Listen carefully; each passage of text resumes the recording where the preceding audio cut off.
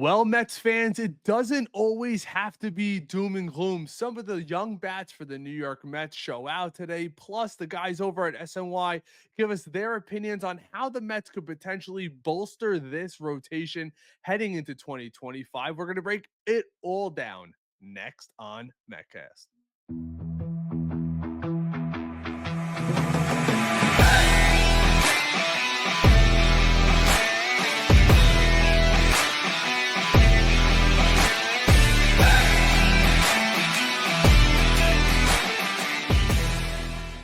What's going on, everybody? Welcome back to another episode of MetCast. As always, I am Rain. If you're enjoying this content, make sure you smash that like button, hit that subscribe, and turn on your notifications so you never miss an upload. Now, today at Mets Camp, we got some really awesome videos to watch. Some of the young guys contributing, guys like Drew Gilbert, we're watching take some live BP, get some nice hits.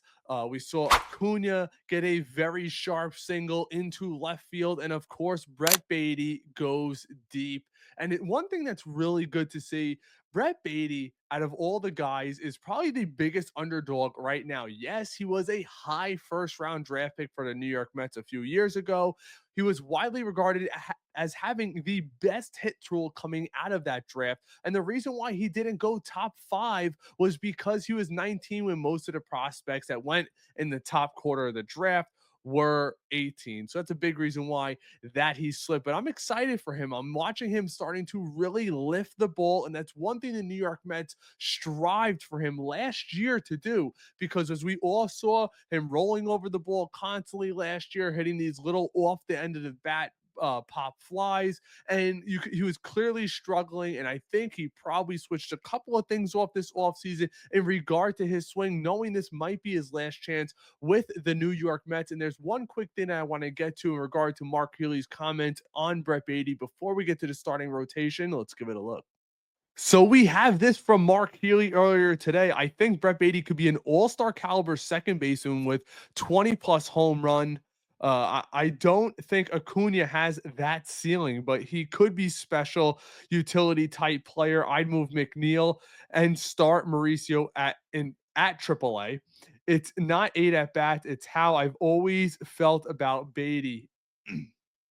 Now, that's really interesting to me. It's similar to what I always thought. Maybe not moving him to second base. I haven't really thought about that permanently. Always thought of him as a third baseman, but with Vientos clogging up third base, you got to move him around.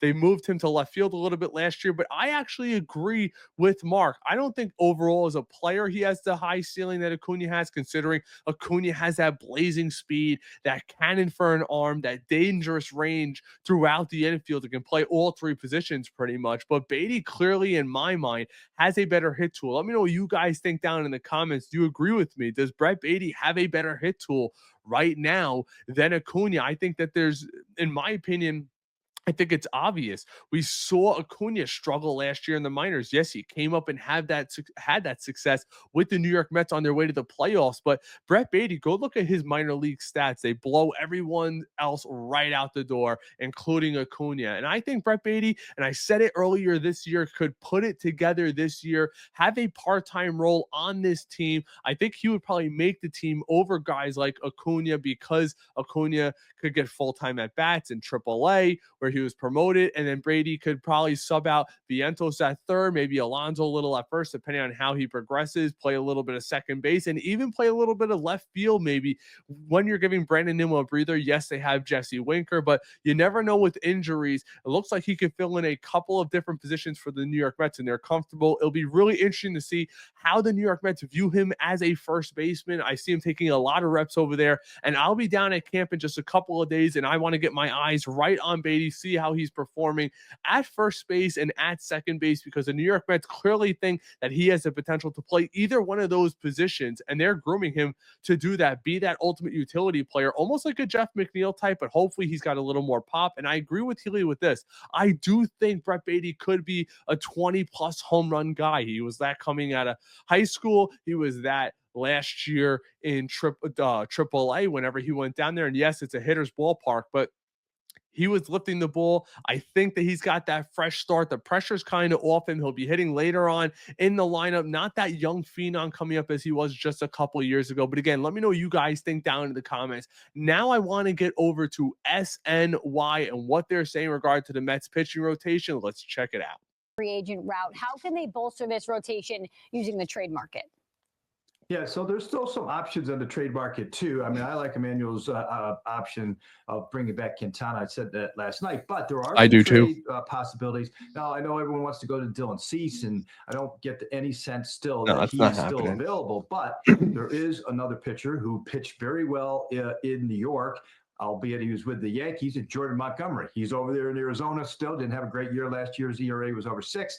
But Arizona would have to eat some of that contract, in my opinion. And if it was going to happen, I would have preferred it to happen earlier in the offseason because he's not going to get the benefits of the pitching lab. There's an interesting way you could maybe match up with the Diamondbacks on this. Starling Marte's salary is very close to Jordan Montgomery's. There's only about $1,750,000 difference between the two. That's easy to make up the difference. I think the Mets would be getting still a very good starting pitcher. He has something to prove. He can pitch in New York. He's still young. He's in his early 30s, 32. And it's hard to find a fit for Marte right now. And he already asked for a trade, this winter. So I don't know. I'm trying to find a marriage here between two teams with guys who are looking for playing time or pitching. I think that's a pretty good fit with the Diamondbacks.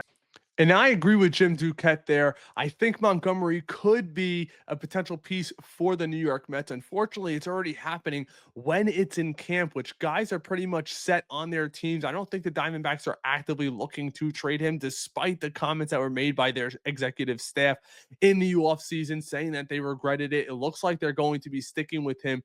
The most logical point for me, obviously, is Jose Quintana, but rumor has it he might be looking for a 2-year deal. I also saw Tyler Wardy covered it on his show yesterday saying that his signing could be imminent. We'll see. I don't think it's going to be with the New York Mets. It looks like it might be somewhere else. The Mets are kind of hamstrung a little bit right now.